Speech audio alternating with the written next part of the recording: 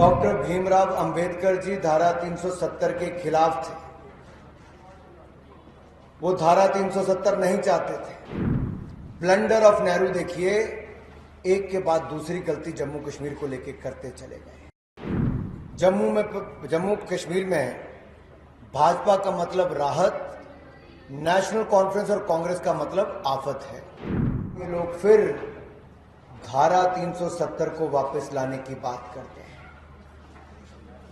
Doctor Bhimrao Ambedkar ji धारा 370 के खिलाफ थे। वो धारा 370 नहीं चाहते थे। लेकिन ब्लंडर ऑफ नेहरू देखिए, एक के बाद दूसरी गलती जम्मू कश्मीर को लेकर करते चले गए। उसका खामियाजा जम्मू कश्मीर के लोगों को 7 दशकों तक सहना पड़ा। 45,000 लोगों की हत्याएं यहां तक कर दी गई। देश के अन्य राज्य जहां आगे बढ़ रहे थे, यहां बॉम्ब शेलिंग से लेकर आतंकवाद, अलगाववाद, पथराववाद की घटनाओं से यहां के लोग जान गंवा रहे थे। कश्मीरी पंडितों पर यातनाएं करके उनको पलायन के लिए मजबूर किया गया। हमने तब भी कहा था डॉक्टर श्यामा प्रसाद मुखर्जी जी के समय कि एक देश में 2 संविधान, 2 प्रधान, 2 विधान नहीं हो सकते, 2 निशान नहीं हो सकते। और जब हमारी सरकार बनी, हमने 5-6 अगस्त 2019 को धारा 370 को सदा सदा के लिए समाप्त कर दिया है। और मैं नेशनल कॉन्फ्रेंस कांग्रेस के लोगों से, पीडीपी से कह देना चाहता हूं, ये सदा सदा के लिए धारा 370 समाप्त हो गई है। अब कोई इसको वापस नहीं ला सकता है। क्यों वापस लाना चाहते हैं एनसी कांग्रेस और कौन? क्यों लाना चाहते हैं? क्योंकि ये वापस पथराववाद, अलगाववाद, आतंकवाद में जम्मू कश्मीर को झोंकना चाहते हैं। ये चाहते हैं पीएसए को हटाकर नशे बेचने वाले छूट जाएं, आतंकवाद, उपद्रव फैलाने वाले छूट जाएं, पथरावबाजी करने वाले छूट जाएं। अरे ये तो यहां तक पहुंच गए कि जिसने संसद पे हमला किया था, अफजल गुरु, ये उसको छुड़वाने उनकी बात करते हैं। इस देश में कोई उनके ऐसे गुनाह को माफ नहीं कर सकता। सुप्रीम कोर्ट ने भी माफ नहीं किया था। वोट बैंक की राजनीति में इतना गिर जाएंगे, राहुल गांधी जी विदेश में जाके भारत का अपमान करेंगे और अब्दुल्ला परिवार जम्मू कश्मीर में बैठकर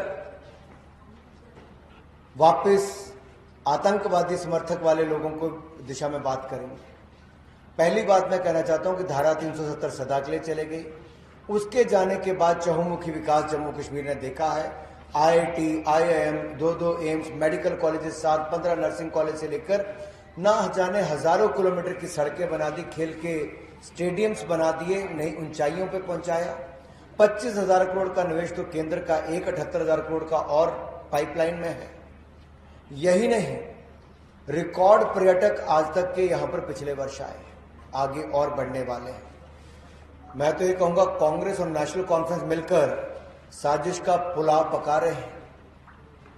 और इस साजिश इनकी ऐसी है कि वापस इसको पथराववाद, अलगाववाद, आतंकवाद में झोंक दिया जाए। और राहुल गांधी जी, आपको तो राष्ट्र का स्वाभिमान और राष्ट्रीय ध्वज का सम्मान, ये आपके शासनकाल में तो था ही नहीं, न एनसी के न कांग्रेस के समय। हमने जम्मू कश्मीर को आतंकवाद से उबारा है और हम ही इसको अब संवारेंगे भी। डबल इंजन की सरकार जब बनेगी, केंद्र में भाजपा है, प्रदेश में भाजपा की सरकार बनेगी, तो जम्मू कश्मीर का चहुमुखी विकास होगा। जम्मू कश्मीर से आतंकवाद का अध्याय समाप्त करने के लिए हमने लगातार प्रयास किए हैं। 70%, 70% कमी आई है आतंकवादी हमलों में। और ये देखिए, केवल जम्मू कश्मीर नहीं, नॉर्थ ईस्ट में भी 75% के लगभग है।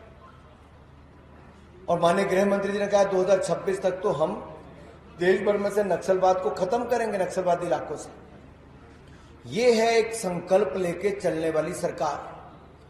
दूसरी तरफ कौन है? वो राजनीतिक दल जो धर्म जाति के आधार पर देश को बांटना चाहते हैं।